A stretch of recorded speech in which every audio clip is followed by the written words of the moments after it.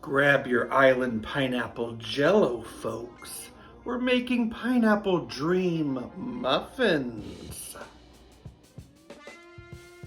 I love Jello. Makes me mellow.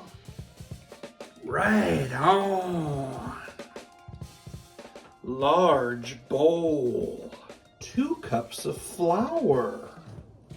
Add that Jello, man. 1.5 teaspoons of baking soda. Teaspoon of salt. Then mix to combine. 3/4 cup shredded coconut. Large can crushed pineapple, including the juice. Tablespoon of vanilla. Tablespoon of white vinegar. Mix well. Spray your muffin tin or use muffin cups. Pour in your batter.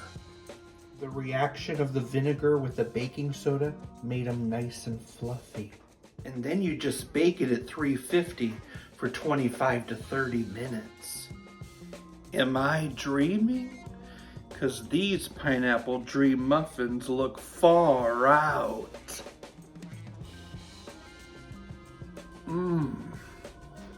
And they taste absolutely dreamy. I was out late last night and I walked past a slice of apple pie, a hot fudge sundae, and a pineapple dream muffin.